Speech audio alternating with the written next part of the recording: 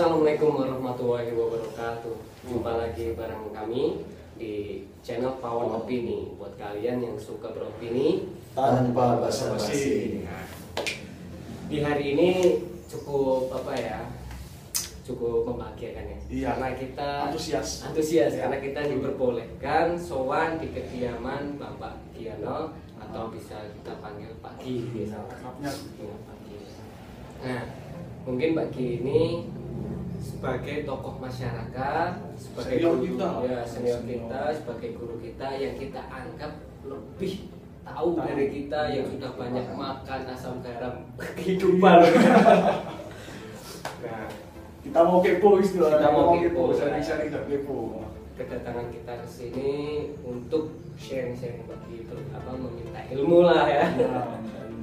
Nah, selamat pagi Pak Gi. Selamat pagi. Perkenalkan, kita dari Pawon Opini.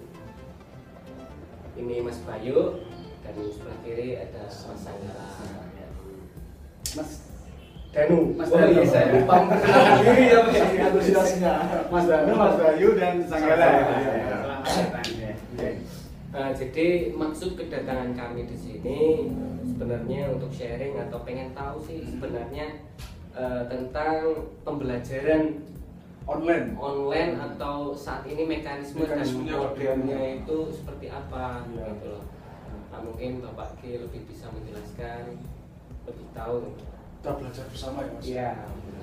Sebenarnya kalian datang ke sini kelihatannya salah sasaran loh. karena itu bukan di bidang saya, tapi semampu saya karena panjenengan semua sudah hadir di sini di rumah kami untuk sharing-sharing terkait dengan mekanisme pengelolaan dan penyelenggaraan pembelajaran di masa pandemi COVID-19 ini. Tentunya sebisa mungkin juga akan kami layani dengan semampu saya. Itu semuanya. Terima kasih. Ya, itu semua begini. Jadi semuanya berdasarkan atas surat edaran Mendikbud nomor 15 tahun 2020 di mana hal tersebut terkait dengan tentang penyelenggaraan pendidikan belajar dari rumah dalam masa pandemi COVID-19. Jadi semua itu sudah diatur sedemikian rupa. Gitu. Jadi di situ terkait dengan apa yang disampaikan Mas Danu tadi, kenapa sih ada pembelajaran online? Ya benar. Ya, mengapa? Daring dan sebagainya. Sudah tahu daring ya? Mungkin yang yang kita tahu daring itu dalam jaringan. Dalam jaringan. Ya, tahu itu. Mas Bayu sudah tahu ya daring ya? Sudah ya. Jadi daring yang dikatakan daring itu belajar di dalam jaringan. Berarti di situ harus ada jaringan internetnya. Internet. Itu adalah salah satu mekanisme yang ditempuh oleh pemerintah di dalam penyelenggaraan untuk melayani Untuk pendidikan dan sekaligus untuk memangkas penyebaran COVID-19. tujuan utama itu. Tujuan utamanya itu. Itu yang sedikit kami tahu loh ya.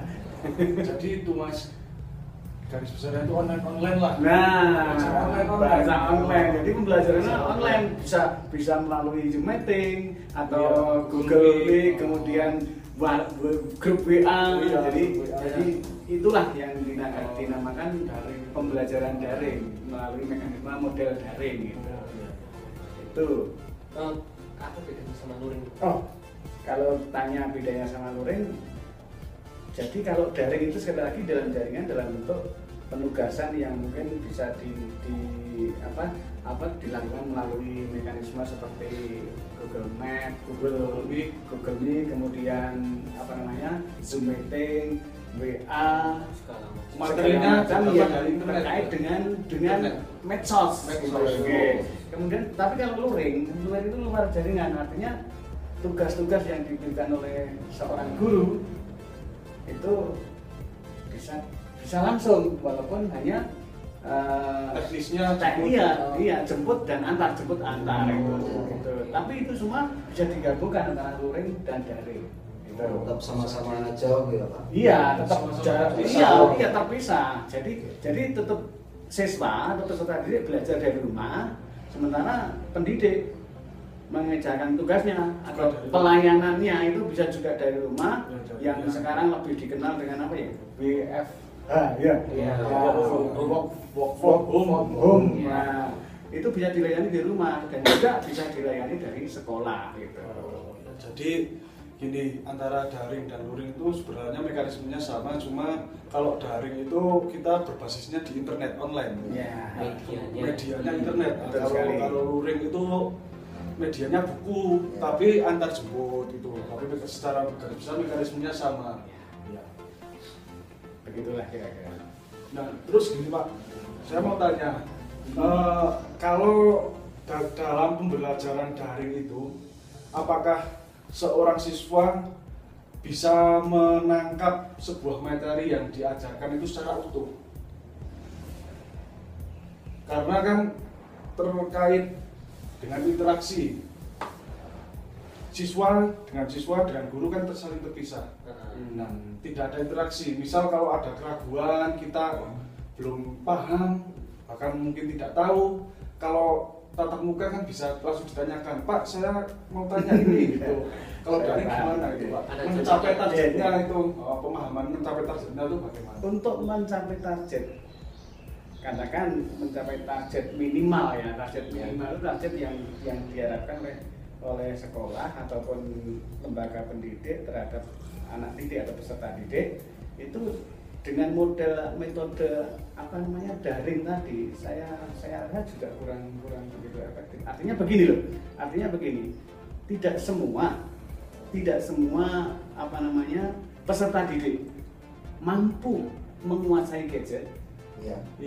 mampu mengoperasikan Android, bahkan mampu artinya menguasai apa namanya semua Secara aplikasi yang di penggunaan gadget tersebut, sehingga untuk mencapai target minimal, katakan target minimal itu target KKM itu adalah kriteria ketuntasan minimal, itu dimungkinkan sangat kecil ya.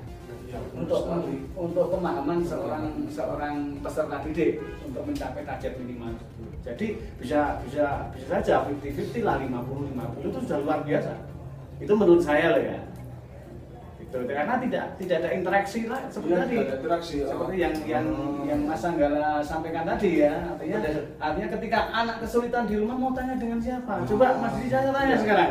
Gantian ya? Iya. Punya adik nggak di rumah? Punya, Mas. Mas Danu punya adik? Punya. Mas Bayu juga punya ya? Punya. Ada ya? Nah, Itu ada sekolah. Kalau kalian semua kan sudah lama tidak artinya tidak belajar lagi tentang ilmu-ilmu yang kalian pelajari di waktu SD kan? Iya. Mungkin ditanya sudah kesulitan kan? Kalau saya gini Pak, Nah, adik kebetulan dapat tugas dari sekolah matematika. betul. Nah, kemudian saya waktu itu habis aktivitas pulang, terus adik tanya, Mas, ini gimana? Matematika kan rumus-rumus itu loh Pak. Iya. Ini gimana? Saya, waduh, saya nggak paham Pak, nggak tahu saya gimana, udah lupa semua pelajaran matematika kan. Nah ini loh, kan jadi adik saya kan jadi waduh semakin bingung mau tanya kepada siapa, sementara kakaknya juga nggak tahu. Nah itu Itulah contohnya itu. jadi terkait dengan pertanyaan yang disampaikan Mas Anggara tadi, artinya begini, pembelajaran daring menurut pengamatan saya itu bisa sekali lagi bisa saya sampaikan untuk memenuhi target minimal itu sudah luar biasa. Pemahaman peserta didik ya tentang materi dengan target minimal itu sudah luar biasa. Jadi kalau terkait untuk interaksi itu sendiri, kamu bisa mempengaruhi pendidikan karakter untuk anak didik atau siswa itu. Pembentukan karakter. Ini luar biasa pertanyaannya, luar biasa. Dampaknya mungkin. Dampaknya itu Pak. Karakternya Misalnya itu kalau udah ada interaksi sama guru itu sendiri, sama iya. bersosialisasi sama yang rekan lainnya. Ya.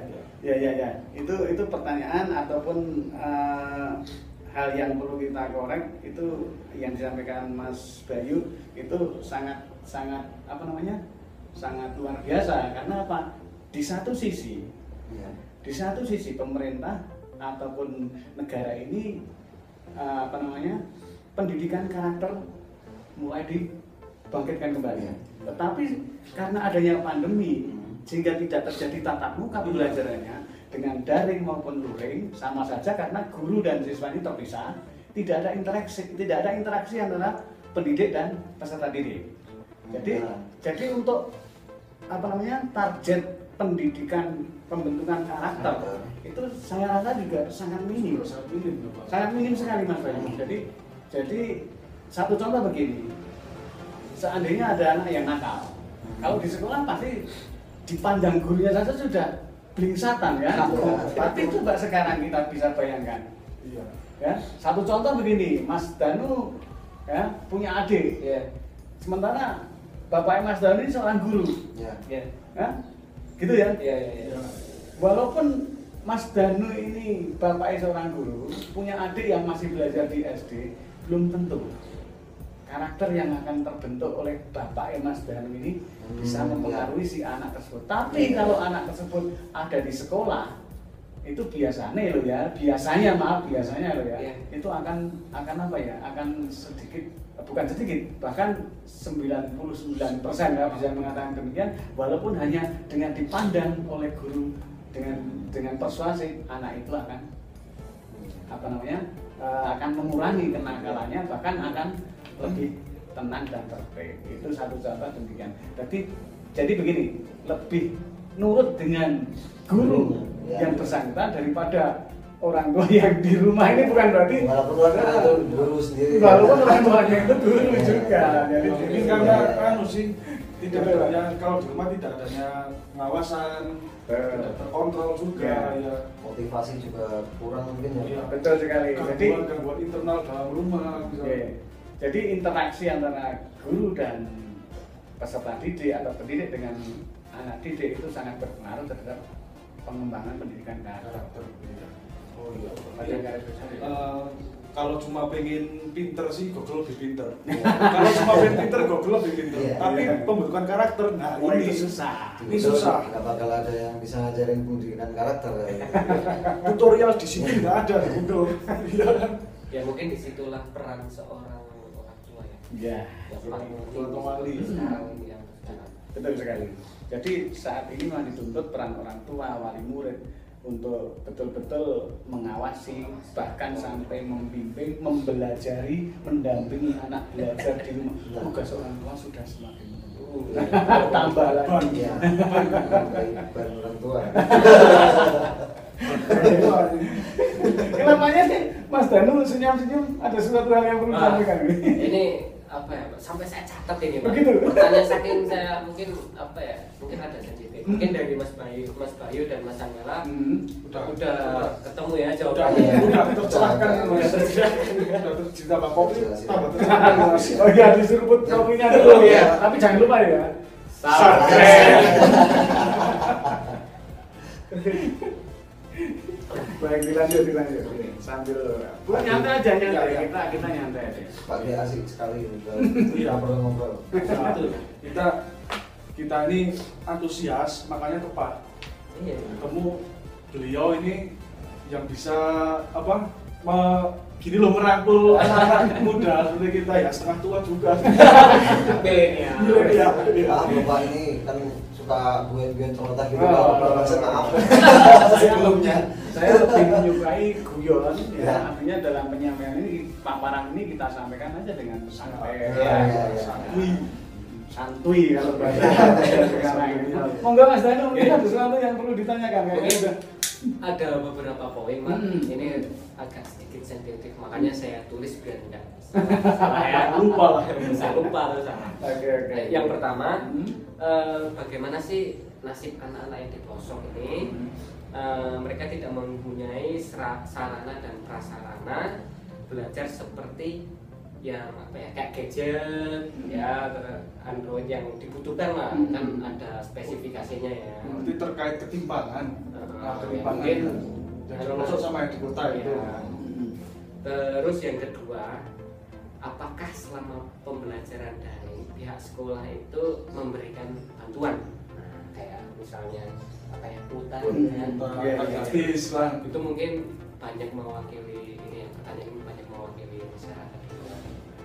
Nah, yang terakhir, apakah pihak pendidik atau guru dalam memberikan nilai itu ada kebijakan tertentu? Misalnya kok ini nilainya jadi jelek gara-gara nggak ada yang ngajarin mungkin ya. Ya. Nah untuk apa namanya guru apakah ada Semacam toleransi. Toleransi sendiri. Semacam toleransi. Ya. Ya, jadi begini, terkait dengan sarana prasarana ya, Ya. kemudian saya jawab ya, itu kembali lagi ke keadaan ekonomi dari masing-masing individu. Keadaan ekonomi dari masing-masing individu. Satu contoh di suatu desa yang terpencil, ya, untuk beli beras saja susah. Iya. Makan aja. Untuk makannya susah. Apalagi untuk sarana prasarana kegiatan pembelajaran yang sifatnya daring. Itu yang pertama. Oke. Jadi terkait hal itu ada semacam yang perlu yang sudah saya katakan di awal tadi, ada semacam model pembelajaran yang sifatnya luring. alternatif Alternatif lain gitu. Luring atau pembelajaran di luar jaringan. Jadi itu tetap manual, tanpa kuota sekalipun, tanpa jaringan sekalipun. Jadi antar jemput. Anak-anak bisa ambil Orang tua. Di- Kalau pemerintah menghendaki ataupun lembaga Orang pendidikan tua menjadi orang tua yang ambil tugas, ngumpulin tugas, anak bisa belajar di rumah. Karena dalam situasi pandemi seperti kemarin, bahkan sampai saat ini masih ada, itu mobilitas anak ini yang tidak terkontrol ya, itu perlu pengawasan ya. Karena sifat dan karakter anak beda dengan orang tua. Kita duduk jaga jarak kan. Tapi kalau anak enggak sulit ya Pak. Karakternya masih main. Kemudian yang kedua terkait dengan apakah ada bantuan? Ada. Itu dirasakan oleh anak saya sendiri yang kebetulan saya juga tinggal sedikit di perkotaan ya. Jadi jaringannya sudah bagus. Jadi setiap bulan sekali itu ada bantuan kuota untuk pembelajaran dalam jaringan terhadap si anak saya sendiri selaku peserta didik. Itu ada. Jadi pemerintah mengalokasikan ke sana ada. Satu contoh begini, adanya SIM card baru yang khusus dibuatkan untuk peserta didik, memang ada. Jadi di situ sudah ada kuota belajar. Itu bantuan-bantuan yang semacam itu. Kemudian yang pertanyaan yang terakhir, apakah ada toleransi? Iya. Kalau ditugasi oleh seorang pendidik atau guru, kemudian tulisannya bagus, tidak seperti biasanya. Tulisan bapak tulisan B, ternyata tulisannya tulisan orang tuanya. Jadi peraturan tua Kemarin ini kalau tatap muka nilainya kurang, tapi setelah dari 90, 100. Waduh. Nah, yang jadi masalah begini, tatap mukanya lumayan bagus, tapi setelah daring ataupun luring, setelah pembelajaran di rumah, ternyata tugasnya nilainya jelek. Artinya bukan nilainya, tetapi pekerjaannya ini amburadul. Terus adakah toleransi? Seorang guru biasanya demikian. Artinya ada semacam semacam kelunakan dalam memberikan toleransi. Anak-anak yang penting kerjakan. Yang penting kerjakan. Dan kumpulkan tugas sesuai jadwal yang telah Bapak Ibu berikan. Oh, ya. Dari situ saya pernah membaca WA grupnya anak. Oh, dari sini saya bisa menilai bahwa ada kebijakan, ada toleransi, bahwa nilai itu tidak tergantung pada pemahaman intelektual si anak, tetapi kepada konsekuensi dan tanggung jawab anak itu sendiri terhadap tugas-tugas yang diberikan oleh sekolah ataupun oleh pendidik. Jadi sekali lagi, ini satu hal yang perlu saya tekankan di sini ya. Kalau demikian saya bisa menggarisbawahi kesuksesan seorang tidak tergantung kepada intelijensi, tetapi tergantung kepada kedisiplinan. Yang pertama adalah jujur, kedisiplinan, mudah bergaul, kemudian mencintai pekerjaannya. Itu hal-hal yang perlu ditekankan atau banyak sekali sebenarnya. Tetapi hal ini sekali lagi perlu saya sampaikan, kesuksesan seorang bukan tergantung pada IQ-nya atau IQ-nya, tetapi kepada skill individunya seperti apa di dalam Ya, ya. menyikapi kehidupan ini. Gitu. Oh, berarti nilai Dan yang penting maaf ya, Oh, ya, ya. yang penting saya tambahin lagi, yang lebih menentukan adalah karakter anak itu sendiri. Nah, jadi maaf saya sambungkan dengan pertanyaan Mas Bayu tadi ya. Jadi nilai dan karakter ini kalau bisa seimbang, tetapi lebih diutamakan karakternya. Iya. Berarti gini, nilai itu nggak begitu pengaruh, dalam artian nggak begitu pengaruh dalam kehidupan nyata. Yang dibutuhkan di kehidupan nyata adalah kedisiplinan, kejujuran, rasa tanggung jawab, itu yang paling utama. Itu ya. Ya. Mungkin beberapa pertanyaan tadi Udah. puas kan? Puas. Ini puas nih, kopi ada apa sih kopi? Kopi cap semut. Bukan sponsor loh ini. Mungkin untuk yang terakhir kita ada harapan-harapan ya. Mungkin kedepannya atau untuk sekarang dan depan Ya, seperti betul. apa? Harapan. Mungkin dari Mas Bayu sendiri harapannya nanti seperti apa untuk pembelajaran kita ini? Untuk harapan pembelajaran di Indonesia Ya, di Indonesia. Nah. Kalau harapan sih yang penting pandemi di Indonesia ini Selesai. selesai lah, Amin. lebih menurun, Ya. kalau bisa udah hilang. Dan Soalnya di Indonesia ini sendiri termasuk dari 4 negara yang belum menerapkan PTM itu sendiri, pendidikan tatap muka, Oke. dari 85 negara. Oh, Jadi hanya 23 negara di Asia Pasifik yang sudah menerapkan PTM secara penuh. Wah, luar biasa.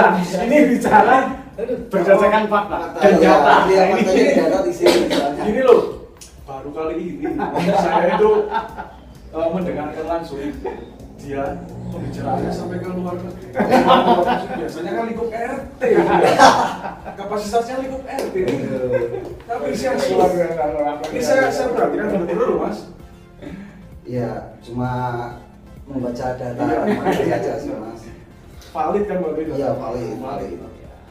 Ya semoga ini ya, Indonesia Ya. cepat menyusul seperti itu ya. Betul. Bisa lah Indonesia lah. Nah, mungkin dari Mas Angkara. Sebenarnya gini sih, harapannya sudah diborong semua sama itu. Iya, saya saking takjubnya tadi kan gitu. Nah makanya saya harapannya ini Mas, hidup aja Mas. Makasih ya Sama Mas, ya. usahanya. Sukses dong. Diwakilkan. Diwakilkan ini sudah terwakilkan sama Mas Bayu ini. Nah, Luar ini biasa. Mungkin umumnya ini harapan-harapan Taki seperti apa untuk depannya? Kalau harapan saya begini, jadi seperti yang diutarakan Mas Bayu tentunya pandemi COVID-19 itu segera berakhir karena ini sudah tidak 19 lagi. Ini 2021. Jadi PTM atau pembelajaran tatap muka semoga cepat terrealisasi dengan apa namanya, dengan mekanisme protokoler kesehatan secara ketat. Apapun yang terjadi itu harapan saya, dan pendidikan khususnya di Indonesia itu semakin maju dan semakin maju, tidak menjadi negara berkembang lagi, bahkan sudah menjadi negara yang kedepannya menjadi negara yang maju. Superpower. Amin. Itu harapan saya selaku orang tua. Ini jadi harapan semua Dan harapan warga saya Indonesia juga sih. jangan lupa ya, setelah ini di Subscribe. Benar, itulah. Iya. Nah, mungkin closing statement dari saya, harapan udah semua ya. Ya, Kita tetap menjaga protokol kesehatan, Ya, pasti. jaga jarak, jaga kesehatan untuk kita bersama ya, keselamatan kita bersama. Tetap jaga jarak, tetap semangat belajar buat anak-anak. Ya, jangan bermalas-malasan, jangan menyerah. Raihlah cita-citamu sekreatif mungkin. Nah, itu mungkin ya. Iya. Paling Karena- penting gitu ya. Karena kalian semua itu generasi penerus bangsa, bawa bangsa ini maju, bawa bangsa ini menjadi negara superpower. Ya itu. Ya, mungkin video kali ini cukup ya. Cukup, Mas. Oke, terima kasih nih Mbak Ki. Sama-sama. Terima kasih udah ngelepotin ini. Biar aja Mas, terima kasih. Mungkin akhir dari kita ya. Wassalamualaikum warahmatullahi wabarakatuh. Waalaikumsalam.